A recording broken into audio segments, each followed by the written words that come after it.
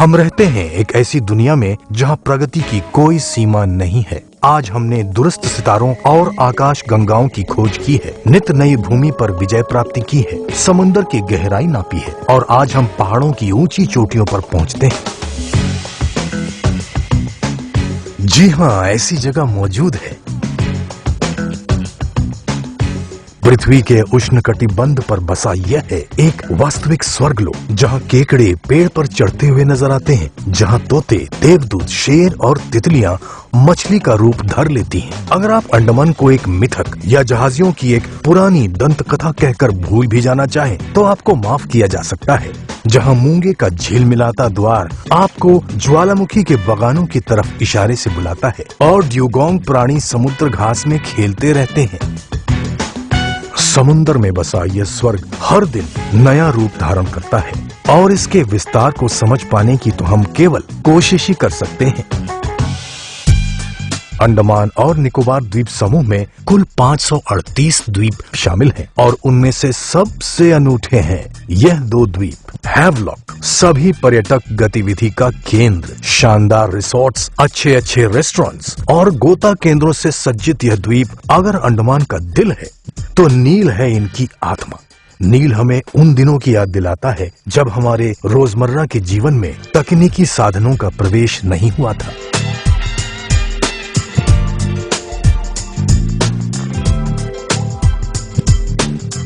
जब नारियल पानी टेट्रा पैक में नहीं बेचा जाता था और फ्रोजन मछली के बारे में तो किसी ने सुना भी नहीं था। बंगाल की खाड़ी के एक सुदूर किसी कोने में स्थित रिची द्वीप समूह में बसे हैवलॉक और नील, यह 2 द्वीप अंडमान आने वाले पर्यटकों में बड़े ही लोकप्रिय हैं। इन 2 द्वीपों की वजह से अंडमान विश्व पर्यटन नक्शे पर डाइविंग, समुद्र में गोताखोरी के लिए एक प्रमुख स्थान और छुट्टियां बिताने के लिए एक आरामदायक जगह के रूप में उभरा है।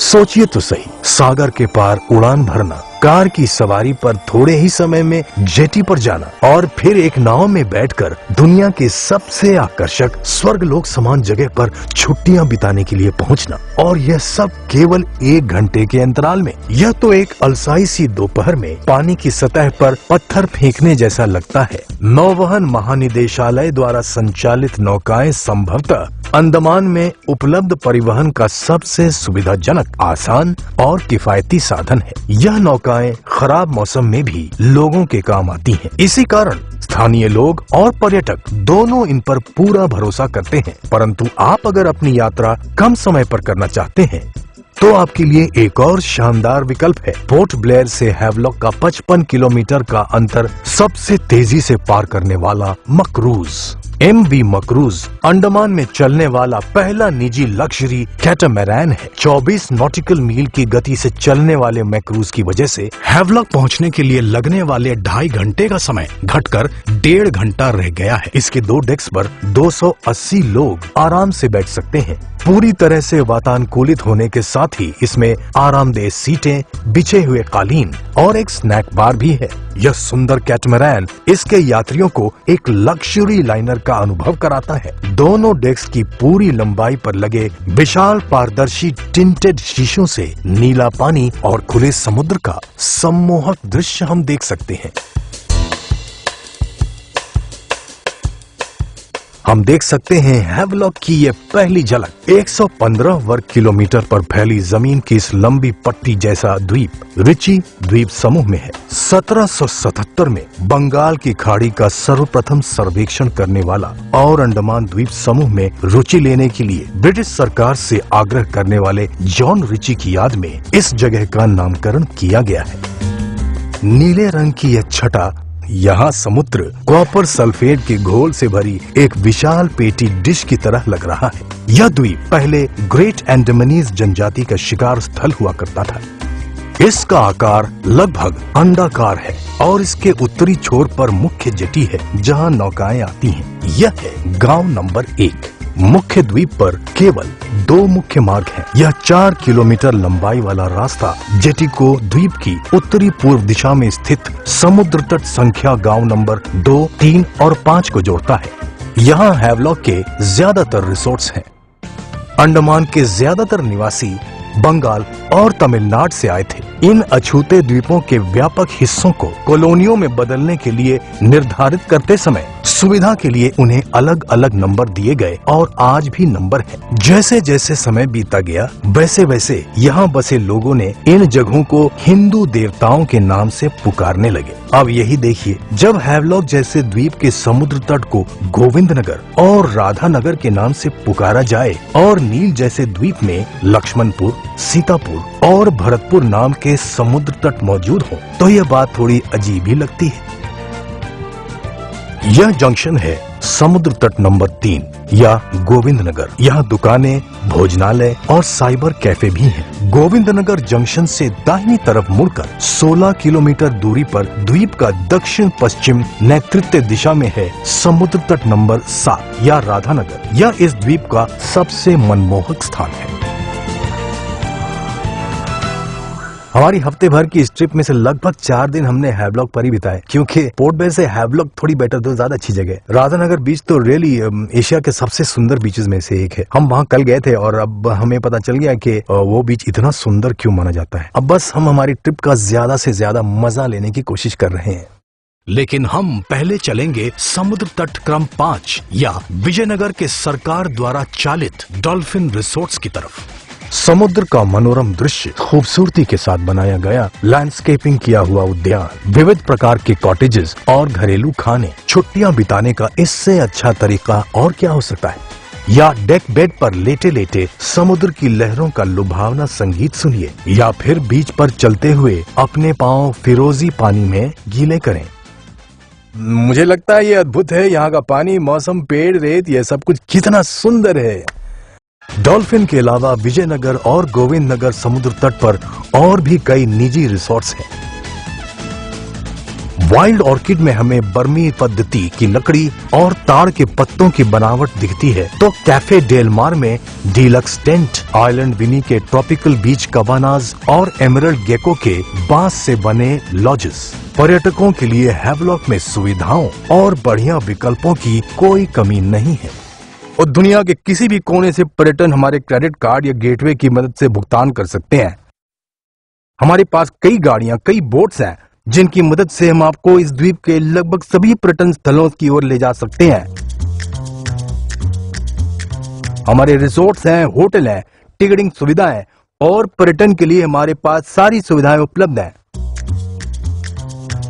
लगभग सभी रेस्टोरेंट्स में बढ़िया रेस्टोरेंट्स हैं जिनकी मेनू में शामिल है स्वादिष्ट सी फूड। हमारा रेस्टोरेंट बार है। रेस्टोरेंट तो काफी मशहूर है, द वाइल्ड ऑर्किड। अंडमान में बहुत सारे लोगों को इसके बारे में पता है। हमारे पास है अच्छे शेफ, बढ़िया तंदूर और साथ ही में है अलग अलग प्रकार का खाना। इटालियन है, थाई और कॉन्टिनेंटल डिशेस और स्वादिष्ट भारतीय करी तो है ही। अंडमान में पाए जाने वाली समुद्री मछली की कुल 1380 प्रजातियों में से लगभग 300 प्रजातियां खाने योग्य हैं। यानी कि मछली प्रेमी पर्यटकों के लिए तो यह जगह स्वर्ग से कम नहीं। रोज पकड़ी जाने वाली ताजा मछलियों में से आपके खाने के टेबल पर कौन सी मछली परोसी जाएगी, यह आप खुद चुन सकते हैं। और तीसरी प्रॉपर्टी तैयार हो रही है नील आइलैंड पर। हैवलॉक में करीबन 30 कमरे हैं जो विलास, लगून्स और शैली ऐसी 3 श्रेणियों में बटी हैं। 3000 से लेकर 5000 तक हम लगभग हर प्रकार के पर्यटकों की सेवा करते हैं। हमारा इन हाउस डाइव शॉप है, एक मल्टी क्विजीन रेस्टोरेंट है, बार, इन हाउस बेकरी और काफी शॉप भी है। कई रेस्टोरेंट्स अपने निजी गोताखोरी केंद्र चलाते हैं। हैवलॉक पर स्थित लगभग आधा दर्जन गोताखोरी केंद्रों में से वाइल्ड ऑर्किड का एंडमान बबल्स, आइलैंड विनी का डाइव इंडिया और बेयरफुट स्कूबा सबसे बढ़िया माने जाते हैं। तो बेयरफुट स्कूबा में एक परिपूर्ण फुली फ्लेज्ड डाइव सेंटर है जहां पैडी कोर्सेज होते हैं। यहाँ का ये एकमात्र पैडी 5 स्टार IDC सेंटर केंद्र है। लोग पानी के अंदर का सुंदर दृश्य देखना चाहते हैं और हमें उन्हें वो दृश्य दिखाना पसंद है। हमारे पास विदेशी इंस्ट्रक्टर्स हैं, हमारे पास डाइव गाइड्स हैं, स्नॉर्कलिंग गाइड्स हैं और सब कुछ है। सिल्वर सैंड में आपको मिलेगा लैकर डाइव्स के अनुभवी गोताखोरों का मार्गदर्शन। एलिफेंट बीच ये हैवलॉक का सबसे लोकप्रिय स्नॉर्कलिंग और स्कूबा डाइविंग स्थान है। जेटी के पास से नाव में बैठकर आप केवल आधे घंटे में यहाँ पहुँच सकते हैं। लेकिन अब पहले चलते हैं हाथियों के प्रशिक्षण शिविर की तरफ। विजयनगर के दक्षिण दिशा में जाने वाला यह निर्जन रास्ता हमें ले जाता है काला पत्थर की ओर। इस सुंदर जगह पर समुद्र के झिलमिलाते नीले पानी की पृष्ठभूमि पर धूप में चमकती काली चट्टानों जैसे हमें बुला रही है। चलिए यहाँ पर रुककर इस एकांत का अनुभव करते हैं, थोड़ा अलसाते हैं। इधर देखिए, यहाँ से हमें अपने काम में लगे वन विभाग के हाथी दिखाई पड़ते हैं। बीच 3 यह है बेयरफुट द्वारा चलित लकड़ी से सजाया हुआ गुरमे रेस्टोरेंट। यह हैवलॉक जेटी पर है और यहाँ से हमें जेटी का दृश्य बिल्कुल साफ साफ नजर आता है। बेयरफुट शुरू करने के पीछे जो ख्याल था वो ये कि दिन भर की डाइविंग स्नॉर्कलिंग करने के बाद लोग यहाँ पर आए, बढ़िया लाइव म्यूजिक सुने, स्वादिष्ट सी फूड का मजा लें और लोगों से भी मिले। तो ये जगह है सभी प्रकार के लोगों से मिलने की, लोग जो यहाँ आकर विचारों का आदान प्रदान करें और शाम का आनंद ले सकें। खुले समुद्र में स्थित डाइविंग केंद्र और डाइविंग प्लेटफॉर्म्स तक पहुंचने के लिए यह छोटी नौकाएं और कश्तियां पर्यटकों की मदद करती हैं। यह नाव आपको इन सदाबहार जंगल में से ले जाएगी। रास्ते के वर्षा वन में आपको दिखेगा एक मोतिया चट्टान पर खड़ा छोटा सा सफेद प्रकाश स्तंभ। यह डाइविंग साइट है। यहाँ रात के लाइट हाउस, समय वाली होती गोताखोरी के साथ गोताखोरी के और भी कई विकल्प उपलब्ध हैं। जो लोग ज्यादा जोखिम नहीं उठाना चाहते वो कांच के तल वाली नावों में सवार होकर समुद्री जीवन देखने के लिए चल पड़ते हैं। और अगर आप तैरना जानते हैं तो चलिए बस रबड़ की ट्यूब पहनिए, स्नॉर्कल के एक छोर को दांत से पकड़ लीजिए, नाक को पूरी तरह ढकते हुए मास्क पहन लीजिए और अपने मुंह से सांस लीजिए। अगर आप प्रमाणित गोताखोर नहीं हैं तो भी आप गोता लगा सकते हैं। अनुभवी गोताखोर के साथ इंट्रोडक्शन डाइव पर जाकर आप स्कूबा की एक नई दुनिया का भरपूर आनंद ले सकते हैं। हम देखते हैं एलिफेंट बीच का यह उथला पानी। सुनामी के वक्त पानी की चपेट में आए यह विशालकाय पेड़ सोते हुए किसी राक्षस की तरह लगते हैं और भी कई उखड़े हुए पेड़ वहाँ बिखरे पड़े, मानो किसी बच्चे ने गुस्से में आकर अपने खिलौने तहस नहस कर दिए हों। यहाँ स्नॉर्कलिंग करते लोग मूंगे की चट्टानों पर तैरते हुए आनंद लेते हैं, समुद्र की गहराइयों में छिपे जीवन के इस चमत्कार का। विश्वास कीजिए, आप जैसे ही अपना कांच से बना वाइजर पानी में धीरे से उतारेंगे आपको एक अलग सी दुनिया का एहसास होगा। कहीं बम्प हेड पैरट फिश मछली के बड़े झुंडे तैरते हुए गुजरते हैं तो कहीं स्टैग हॉर्न कोरल्स की कॉलोनी से अंदर बाहर जाते आते कोरल रीफ मछलियों के दर्शन होते हैं। फ्यूजलायस, क्लाउन फिश, पटल फिश, एंजल फिश। हम अंडमान पहली बार आ रहे हैं। मेरे ख्याल से ये जगह शानदार तो है ही, लेकिन मुझे नहीं लगा था कि ऐसी स्वर्ग जैसी जगह भारत में भी हो सकती है। साफ बीचेस, उम्दा लोग और पानी का तो जवाब ही नहीं। बेयरफुट जाने वाला मिट्टी से बना यह कच्चा रास्ता विशाल अंडमान बुलेट वुड पेड़ों के बीच से एक चुलबुली बाम मछली की तरह उछलता कूदता हुआ गुजरता है और हमें पहुंचाता है उनके आलीशान स्वागत कक्ष में। यह रिसोर्ट विश्व भर के 30 सर्वश्रेष्ठ रिसोर्ट्स में से एक है। बेयरफुट बीच साइड जंगल रिसोर्ट बसा है शहर की भीड़ भाड़ से दूर एक छोटे से घने जंगल के बीच में। इस स्वर्गनुमा जगह पर आपके शरीर को ही नहीं बल्कि आपके मन और आत्मा को भी तरोताजा कर देने के लिए आपकी सेवा में हाजिर है स्पा उपचार, मसाज और स्वादिष्ट व्यंजन। रिसोर्ट के साथ ही लगा हुआ है वर्तमान चंद्रमा के आकार का समुद्र तट नंबर 7, जिसे राधानगर बीच के नाम से जाना जाता है। टाइम मैगजीन के अनुसार यह बीच एशिया का सबसे सुंदर बीच है। इसकी कोमल चुरमुरी सफेद रेत से भरी ढलान के एक तरफ है ऊंचे ऊंचे अंडमान बुलेट वुड पेड़ और दूसरी तरफ है समुद्र की हल्की हल्की लहरें। लगता है किसी कुशल चित्रकार के ब्रश से उभरा हुआ मनोहर चित्र ही हम देख रहे हैं। यह विशालकार सदाहरित पेड़ इन द्वीपों पर पाई जाने वाली स्थानिक प्रजातियों में से हैं। यहाँ के रेतीले समुद्र तटों पर ये कठोर लकड़ी के वृक्ष हमें अक्सर दिखाई देते हैं। इनकी उथली और व्यापक जड़ प्रणाली इन तटों का समुद्र से होने वाले कटाव से बचाव करते हैं। हमें अंडमान बड़ा ही दिलचस्प लगा क्योंकि ये भारत के बाकी जगहों से बिल्कुल अलग है। सुंदर बीचेस और खास अंडमान में ही दिखने वाले अद्भुत पंछी।